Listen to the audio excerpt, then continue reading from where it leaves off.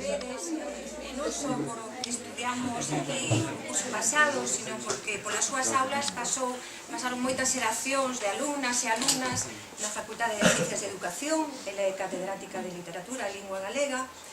Pois, xa vos digo, ademais da extensísima obra de libros, ensaios, obras colectivas, edicións, etc., é unha traballadora incansable. Eu, cando estive preparando todo este traballo, bueno, como pode haber xente que pode traballar tanto e tan ben e tan pouco, porque a Aurora ainda é moi xoven, evidentemente, quedalle moita vida literaria por diante.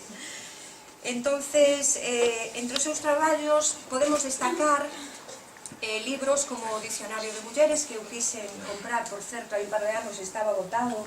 Estou esperando ansiosamente a que saquen outra edición, non sei se vai a ser posible. Regalarei un para o centro. Pois moitísimas gracias, porque é interesantísimo, non hai tanta obra, sobre todo de investigación en Galicia. A Aurora é precursora neste tipo de temas, e entón é interesante que podamos acceder a eles, porque se esgotan rapidamente.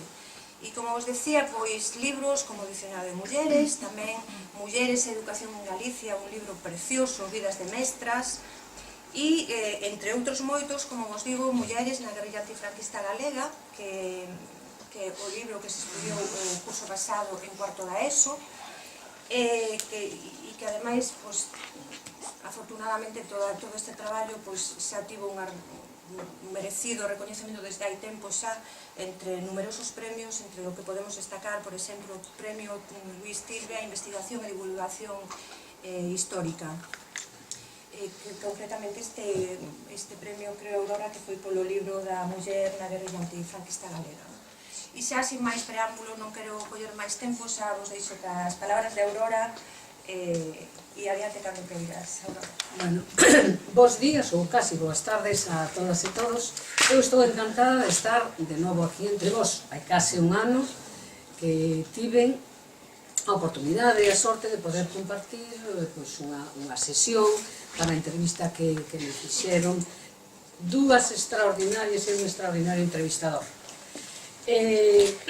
Non vou abundar no que xa se dixo sobre a revista, porque, desde logo, a miña impresión sobre Entre Pontes é de abraio. Realmente, hoxe, cos poucos medios con que se conta, cos tempos que vivimos, que saia unha revista como isto, é algo que dá prestixio enorme ao centro que a fai. Unha revista que é produto dun traballo cooperativo. Xa se sabe que cando o traballo é cooperativo todo vai mellor na vida. Por lo tanto, parabenizar e dar as felicitacións, desde logo, á súa coordinadora, directora, a chefa Lorenzo, a todo o alumnado que colabora, a todo o profesorado, e, como digo, é un motivo de prestixio enorme para un centro. Eu titulei a charla de hoxe, que me pediron, Palabras de mulleres da oralidade á escrita. Non vos asustedes, hoxe é venres, a xente xa está medio alporizada, xa quere marchar, mas non será moi longa. Titulei esta charla Palabras de mulleres, como vos digo, porque ten moito que ver con esa entrevista e ten moito que ver co documental As Silenciades e coa miña presenza aquí, mas antes, cando vin o contido de Entre Pontes, ao ver o traballo que se fai hoxe nas aulas, na actualidade, porque eu estou desde hai moitísimos anos nas aulas da universidade, dicía a chefa, ainda moi nova, pois levo nada máis e nada menos que 44 anos dando clase. E xa me queda pouco, pero penso seguir traballando, porque comecei moi noviña. Entón, digo que estou vinculada ás aulas universitarias e a verdade é que descoñecía un pouco, até hai 3 ou 4 anos que é o que se está a facer nas aulas de secundaria. A partir da aparición, desde que fixemos o documental As Silenciadas, tiven a oportunidade de ir por moitísimos centros de secundaria, entre eles todos os centros, os institutos de Barbanza, e comprobei que o traballo de hoxe é magnífico. E que se me ocorreu para comenzar esta charla, pois, axiña veu a miña mente a diferencia, a enorme diferencia, cos tempos en que eu estudei. A análise realmente non resiste comparación. Na educación primaria eu tive sorte, porque fui unha escola con miña nai, que era unha mestra formada na etapa da República, que foi un período de grandes mudanzas e de grandes avances no terreo educativo, que deixou unha fonda pegada en min, porque as mestras e os mestres que tiñan outra formación, mesmo naquela dictadura que semeñaba non ter fin, e onde tiñan que andar con moito tino co que facían, aquelas mestras e mestres, digo, souberon transmitirnos outra forma de ver o mundo. Mais dos 10 aos 17 anos asistín ao Instituto Rosalía Castro de Santiago, e eran realmente tempos moi escuros, porque estou vos a falar dos anos 1958-1965, cando cursei o bacharelato, e máis o preu, daquela ainda non había o POU. Era o pleno franquismo, con personaxes grises, cun ensino paternalista, tendencioso e mesmo inquisitorial, cun sistema educativo e formativo que se desenvolvía de costas ao mundo, de costas á realidade. Retrocedo naquel túnel do tempo e lembro con verdadeiro espanto as clases de algunhas materias como a formación del espírito nacional, chamábase así, que vin durante 6 anos seguidos, cunha profesora déspota que nos trataba, non a todas, porque había clases, con desprezo. Que entraba naquela aula que agora estou visualizando, non moi grande, onde estábamos amoreadas de 70 a 80 persoas, e en pleno inverno mandaba abrir as fiestras e pronunciaba frases como esta, e é textual: niñas, aquí huele mal, abrid las ventanas, que máis vale morir de frío que non de veneno. De inmediato, sen darnos tempo a abrir a libreta, comenzaba con o Onésimo Redondo ou coas banderas al viento, con leccións de política, en definitiva, claro é, da súa política, porque era da Falanxe. Os mesmos anos cursamos outra asignatura que se chamaba Labores del Hogar, en quinto de bacharelato. Daquela tocaba facer roupas de bebés, xubóns, faldóns, puchos, pero en papel pinocho, sabedes como é o papel pinocho, que axiña rompe? E reversibles, brancos por fora, e azuis ou rosas por dentro para manter os estereotipos masculino e feminino. Aquilo era un verdadeiro suplicio para rapazas de 14 e 15 anos, porque se por casualidade rachaba un pouquiño o papel, tiñamos que repetilo. Logo estaba a educación física que facíamos en falda e con bombachos que chegaban até os xeonllos. Claro, non se podían ver as pernas entre mozas. E logo viña a religión. Niñas, no os fiéis de los hombres, que son unos lobos disfrazados de corderos.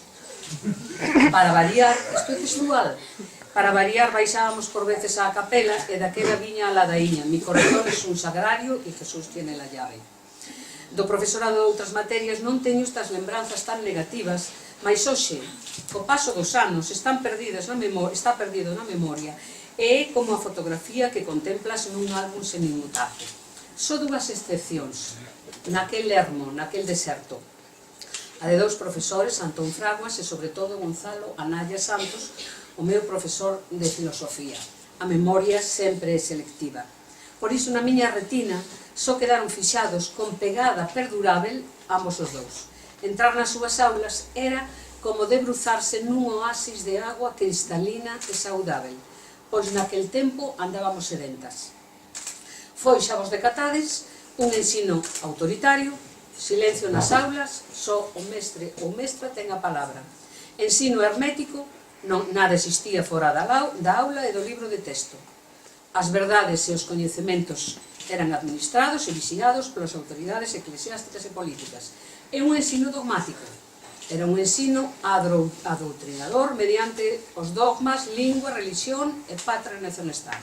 Se rememorei rapidamente aquela etapa que podedes comparar coa que hoxe vivides, é xustamente para que vexades que sodes afortunadas, que sodes afortunados, porque aprendedes en liberdade. A liberdade é a maior riqueza que temos.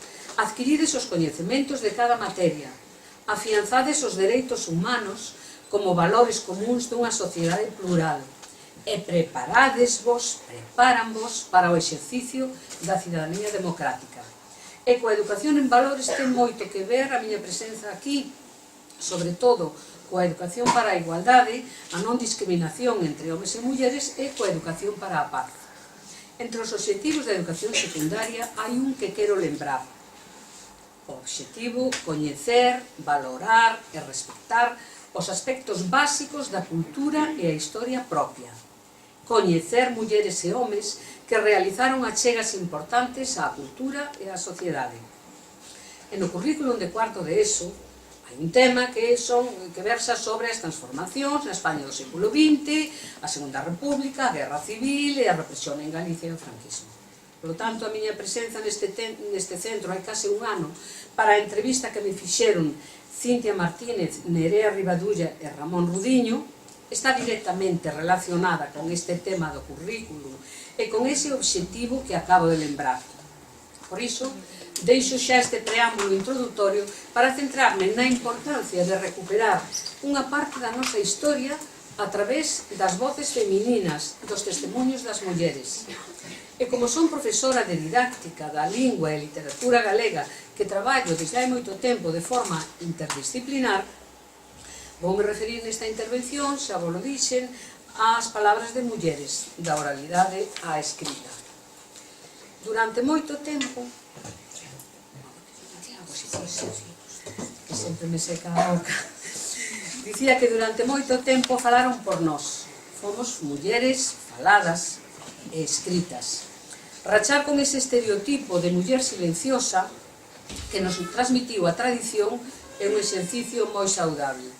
Ese modelo ideal de mulleres caladas, silenciosas, chegounos de mil maneiras, chegounos de forma redundante, a través de textos literarios, por exemplo, e inclusive a través daqueles antigos tratados de urbanidade que contiñan regras para as mulleres. Fixádevos o que escribía un tal Fernando Bertrán de Lis nun libro titulado Reglas de urbanidade para uso de las señoritas, no século XIX. Pregunta: ¿qué reglas debe seguir una mujer a la hora de la conversación? Respuesta: medir las palabras antes de hablar. El silencio y la modestia son, por lo general, las cualidades más apreciables en una mujer y contribuyen a hacerla más hermosa. Pregunta: ¿por qué razón? Respuesta: porque el silencio es el adorno de las mujeres. Pregunta: ¿deben las mujeres concurrir a las tertulias? Respuesta: solo si van acompañadas de los padres. Felizmente, desde a antigüedade, houbo mulleres que non quixeron estes adornos, sobre todo ao seren impostos como regras a seguir, porque moitas das nosas antepasadas quixeron ser mulleres falantes, escribentes, e non só mulleres faladas e escritas. E iso é o que facemos agora, se queremos, porque non nos gusta ser hóspedes do silencio. Non queremos ser modestas, queremos contar as nosas historias de vida ou as de outras persoas. Queremos compor versos, escribir novelas, ensaios, contos. Queremos dar os nosos testemunhos cando nos lo solicitan, as nosas opinións. E como as nosas antepasadas, buscamos prácticas, buscamos discursos con autoridade feminina, porque confiamos na nosa voz, porque nos decatamos de que temos que pôr o acento no que vemos en nós mesmas e na nosa contorna. Hoxe sabemos, porque as numerosas investigacións que foron aparecendo así o poñen de manifesto, que os coñecementos das mulleres, o seu saber, as súas creacións ao longo dos séculos tiveron problemas de transmisión e visibilidade. Mais tamén sabemos que as mulleres tomaron a palabra, usaron a liberdade de pensar, de falar, de escribir. Buscaron autoridade e palabras para crear, e convertéronse en autoras, en creadoras, en transmisoras. Todo isto sen pretender en absoluto ignorar as hostilidades e obstáculos con que toparon para seren silenciadas. Pensade, por exemplo, nas creadoras autónomas de literatura popular, cuya existencia resulta innegável, como xa puxo de manifesto Carolina Micaelis de Vasconcelos, que en 1904 recopilou en 2 volumes as cantigas de amigo medievais. No Cancioneiro de Axuda, aquela filóloga alemá-portuguesa sostiña a hipótese da autoría feminina das cantigas de amigo e tiña a intención de publicar inclusive o que ela denominaba o libro das donas ou doncelas. Para mí non fai falta. Non, nada, para mí non fai falta vaso, para nada, que va, corrica que está así. para nada.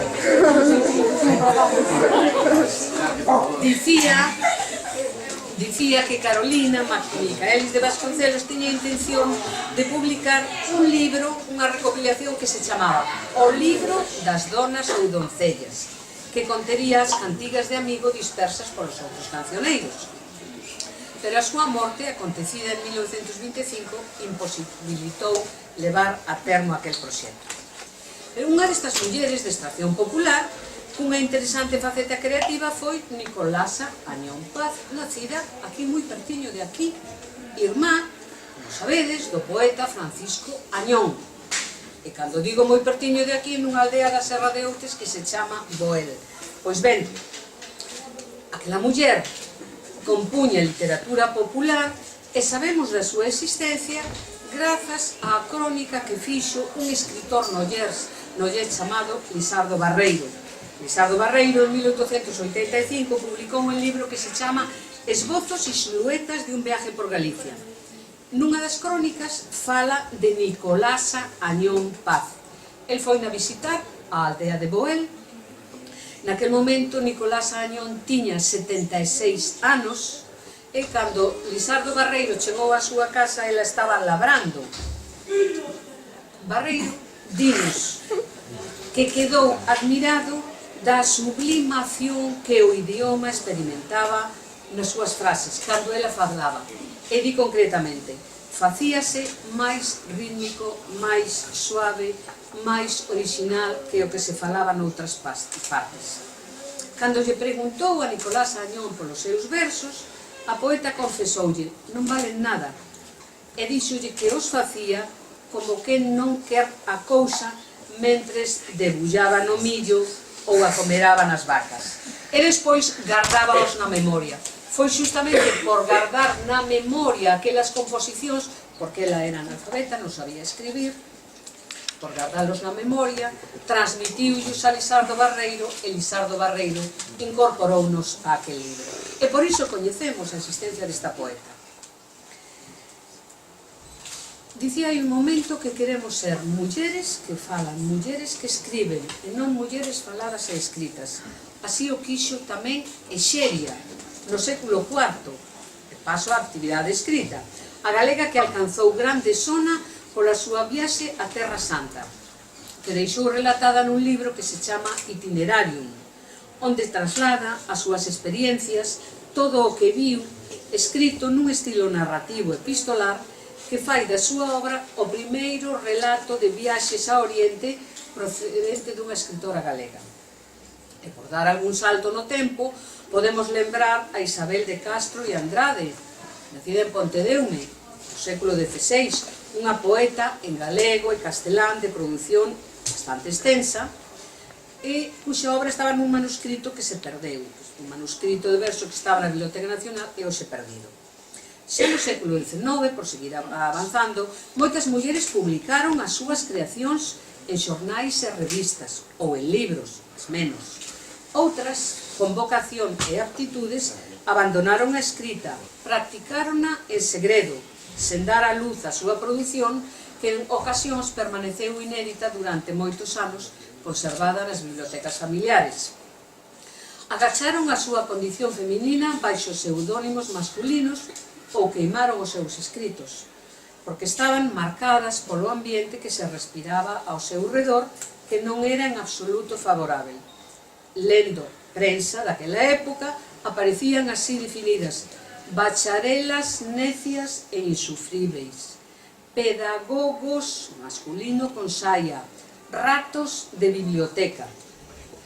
A prensa da época recolleu este estado de opinión tan crítico. Para elas só querían unha educación de adorno, un verniz, non actividades de tipo intelectual, porque o que prevalecía era a ideoloxía da domesticidade.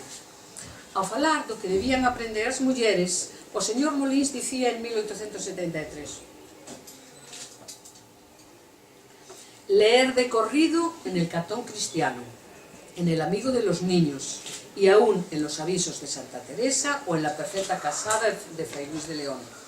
En cuanto a geografía, ya saben que Inglaterra está lejos y que se va por mar, que de ahí vienen las buenas agujas y las planchas de patente, que Francia es la tierra de las modas bonitas y de los libros malos.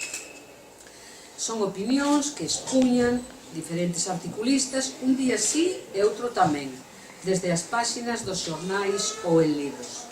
Iso de que as mulleres compuxesen romances, sonetos, cuartetas ou verso libre non agradaba a amplos sectores da sociedade decimonónica, e moito menos se dedicaban a escribir obras de ficción ou pezas dramáticas. E mesmo escribindo poesía, que era o xénero que máis soportaban, mirade o que lle pasou á escritora Juana Teresa Juega, unha muller nacida en Laxe en 1885 que morreu en Melide en 1979. Aquela muller comezou a colaborar na prensa aos 19 anos e tiña un libro de versos preparado para dar ao prelo titulado Alma que llora. O anuncio da súa aparición foi a causa de que o seu mozo, contrariado, en un rapto de loucura, disparase contra ela o 5 de marzo de 1908, deixando-a ferida, e a seguir el suicidouse. As aficións literarias da escritora non eran do seu agrado, e xa lle aconsellara que se deixase de compor silvas, sonetos e romances, temeroso de ser obxecto de bromas. Aquel acontecimento marcou o futuro da escritora, que vería truncada unha trayectoria literaria tal vez prometedora, e a partir daquel momento cultivou a poesía de xeito circunstancial. Foi longa, moi longa, a loita das nosas antepasadas, a loita que protagonizaron as nosas devanceiras para conseguir seren recoñecidas pola súa produción. Houberon de saltar por riba de barreiras de chumbo que obstaculizaban o paso debido aos condicionamentos sociais cos que se tiveron que enfrontar. De aí a nosa débeda simbólica coas que nos precederon, mulleres que deixaron un ronsel que foi para as continuadoras búsola orientadora naquela procelosa navegación. Aínda que pase niño, as cousas foron mudando. Poetas, narradoras, dramaturgas, ensayistas, investigadoras en diferentes campos, científicas, publicistas, traductoras, falan e escriben. Falamos e escribimos. Falades e escribides. Foi máis tardío o xénero memorialístico, e así enlazo co que fixemos o ano pasado e co libro das guerrilleiras. Digo que foi máis tardío o xénero memorialístico, excepción feita dun libro que se publicou en 1940 en México, que se chama Éxodo, da galego-cubana Silvia Mistral. Até chegar á década de 1980, máis ou menos, apenas houbo textos destas características de autoría feminina, refírome. Na actualidade, dispomos dun bo monllo de textos memorialísticos, a maioría referidos á memoria histórica. Textos de grande interese, a través dos cales recuperamos as voces da memoria democrática. República, guerra, franquismo, resistencia antifranquista. Chegaron tamén até nós a través das voces femininas. E a través diso chegou a subxectividade feminina, o sentir feminino, e son textos que poñen en valor identidades agachadas, identidades nosas. Falar en primeira persoa é moi importante. A utilización deste eu feminino é un medio de autorrepresentármonos, de mostrar o noso mundo social propio, de recoñecermos os nosos sinais de identidade e de establecer un diálogo eu-ti, un intercambio en igualdade, sen renunciar a nós mesmas nin anular o outro. Os textos memorialísticos de autoría feminina abranxen un amplo abano de testemunhos sobre a experiencia da represión franquista e están presentados en formas diversas: memorias, diarios, cartas, novela testemunho, ou ben se presentan a través de entrevistas ou de documentais autobiográficos. Nestas dúas modalidades últimas, a entrevista e o documental autobiográfico, están entran os traballos de memoria histórica que veño realizando desde hai bastantes anos, tamén por esta zona do Barbanza. E quería contarvos só unha breve historia que recollín hai 7 anos nesta zona que reflicten ben o papel que xogaron as mulleres. En Noia é coñecida a historia de Francisco Martínez Agra, Paco o Bolo, era máis coñecido como Paco o Bolo, membro de Izquierda Republicana e concelleiro electo por este partido en marzo de 1936. Foi tenente de alcalde e alcalde accidental durante uns días tras a marcha do alcalde titular Severino Siso. Este home, Paco o Bolo, andou fuxido arredor de 4 anos. Estou certa que é menos coñecida ou prácticamente descoñecida a axuda que lle prestaron algunhas mulleres. O 31 de agosto do 36, despois dunha xornada familiar no Couto, onde vivían os pais e onde ele andaba medio agachado, quixo baixar á súa casa de Noia para estar coa familia. Por un chivatazo, presentáronse os falanxistas, aporreando a porta cos fuxís ás 2 da mañá na casa da Rúa da Pescadería. Como non lle abriron, foron pola casa do lado, unha casa que lle chamaban a casa das Escalfurradas. Aquí en Noia hai moitos alcumes, é unha vila onde hai moitísimos alcumes. Pois ben, aquela casa das Escalfurradas tiña unha fiestra que daba ao tellado da casa do Bolo. Mais os falanxistas non se atreveron a entrar por ali por se estaba armado como realmente estaba. Baixaron de novo e volveron petar na súa casa. Foi nese mesmo momento cando unha pesca chamada Teresa Amarrieira comezou a tocar o corno. Era a forma de convocar a xente para mercar o peixe, alegando diante dos falanxistas que a mandaron calar que tocaba o corno para vender o peixe do seu home. Non había tal peixe, por suposto. Ela trataba de reunir a xente para que visen o que estaba a suceder. E así comezaron a acudir outras pescas e os falanxistas non tiveron máis remedio que marchar. Ese día íase celebrar un funeral en San Martiño por Carlos Sotelo.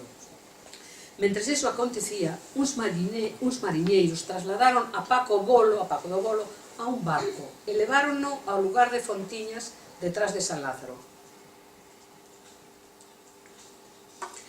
Unha xornaleira da casa dos pais, Josefa Sueiro Pena, que era máis coñecida como Pepa a Chía, que era natural dunha aldea que se chamaba Busto, parroquia de Corsón, aí na zona da Picota. Aquela muller, Josefa Sueiro, tamén, o seu home, Ramón Castro Trillo, tamén andaba escapado. E entón, ela, Pepa a Chía, levounos á casa da nai, naquela aldea da Picota. Marcharon andando, cruzaron o río perto da fábrica das gaseosas, por donde era máis chan, e chegaron pola beira até a Xílgara. Como por ali estaba patrullando a Garda Civil, tiveron que meterse no río e estiveron agachados, respirando ás veces por unha pequena cana durante 2 ou 3 horas. Paco o Bolo, Pepa a Chía e o seu home Ramón Castro Trillo. Despois, andando polos montes, chegaron finalmente á casa da Picota, onde vivía a nai de Pepa a Chía, e ali estivo Paco o Bolo agachado. Son historias protagonizadas por mulleres que non se contan e que nos chegan a través de fontes orais. E xustamente as miñas informantes tamén foron 2 mulleres. Tamén entran dentro destes traballos de memoria histórica as miñas investigacións sobre as guerrilleiras, sobre o libro das guerrilleiras. Foi o motivo polo que estiven aquí o ano pasado. Mulleres esquecidas, mulleres invisíveis, inexistentes para os ollos da historia tradicional. E entra así mesmo o documental As Silenciadas, que creo que tivestes ocasión de ver en novembro de 2012, que estivo aí no Liceo, non sei se curso sería, no Liceo, con motivo do día 25 de novembro da non violencia contra as mulleres, pasou por todos os institutos do Barbanza. Un documental que fixen como o fillo Pablo Cés e como o home Xosé Luis Cés. Para elas só houbo silencio e esquecemento, e non son na longa noite de pedra do franquismo. Elas que foron un exemplo de entrega, de forza, de dignidade, de solidariedade, de coraxe, non podían seguir na invisibilidade. A amnesia, sabémolo ben, é un elemento perturbador para a recuperación da verdade. Cumpría reconstruir o seu activismo político porque a desmemoria nunca foi boa compañeira de viaxe. Como di Juana Salaver no prólogo de Hijas de la Ira, lembrar é un acto de xustiza e un deber democrático. E non se trata de remexer no pasado nen de reavivar os odios como din moitos. Non, trátase de recoñecer e de coñecer o que pasou naquela época para que non se volva a repetir. De aí falamos da educación para a paz. Só facía falta armarse de paciencia e dedicarse case 4 ou 5 anos a percorrer aldeas e vilas, a buscar testemunhos de mulleres e a buscar historias de vida. Porque estaban aí, ben agachadas nos recantos da memoria. Porque as mulleres sempre foron gardadoras de palabras. Só había que recuperar aquelas historias para transmitilas. Pensando sobre todo en vos, nas novas xeracións, que descoñecedes parte ou todo dese pasado e grazas ao profesorado que tendes, que vos fala destas cuestións, e logo actividades complementarias como esta podedes coñecer esa historia. Para entrar nesa intrahistoria da guerrilla galega, para dar voz a tantas silenciadas, foi imprescindible acudir a fontes orais, unha técnica de investigación que permite unha aproximación á realidade de grupos sociais situados fora das esferas do poder. Porque non só a resistencia heroica masculina que recollen as fontes documentais clásicas están na base da oposición deste movimento ao franquismo. Hai que atender tamén esa parte máis privada, o eixo invisível do acontecemento histórico. As mulleres, ausente das fontes escritas. Un poeta ao que admiro moito, o Noyés Avilés de Taramancos, a quen dediquei unha extensa biografía o ano 2003, cando lle dedicaron as letras galegas, e con isto finalizo, e vos diredes, que maravilla, menos mal, xa era hora, estaredes pensando algunha persona que está por aí rebulindo. Pois ben, dicía que un poeta o que admiro, Avilés de Taramancos, escribiu un artigo nun número especial do San Marcos 88, que apareceu no xornal Barbanza, un xornal que estivo aquí, tivo 2 ou 3 anos de vida, nese artigo que se chamaba Creación literaria e compromiso social, onde reflexiona sobre o papel do escritor, deixou escrita esta frase: temos que ir abrindo cos cóvados o espazo arealado, como andamos agora así un pouco, non? Dando cos cóvados. Ben, así é. E moito máis nos tempos que corren, porque non estamos illados en torres de marfil, de almacín, coas nosas palabras, coa nosa pluma, coas nosas accións, cos nosos traballos. As mulleres e os homes temos que ser, somos, voces a ecoar nas prazas. Abrimos portas e fiestras para berrar, para cantar, para denunciar, para amar, para navegar. E abrimos tamén portas e fiestras para voar, por acudir á imaxe dunha escritora e filósofa fundamental no pensamento contemporáneo, Hélène Cixous, que deixou escrito: voar é o xesto propio das mulleres, que aprendemos 1000 maneiras de pôr en práctica esta arte e as súas variadas técnicas, atopando, cando o desexamos, pasadizos angostos, segredos, entrecruzados. Xoana Torres, que sabedes que é unha poeta galega, unha poeta a quen eu admiro moito, ten un verso esclarecedor que enlaza con esta idea de Hélène Cixous. Este verso de Xoana Torres é: liberdade e bo son a mesma palabra. Tamén cooperamos, homes e mulleres, no traballo comunal, ao igual que facían na aldea de Taramancos nos traballos agrícolas, cando Avilés era un neno. E facémolo con entrega, con ilusión e con paixón. Comecei falando de liberdade, pecho o círculo falando tamén de liberdade. Continuade neste fermoso e instructivo traballo cooperativo de Entre Pontes e facedeo con entrega, con ilusión e con paixón, se a LOMCE non vos lo impide.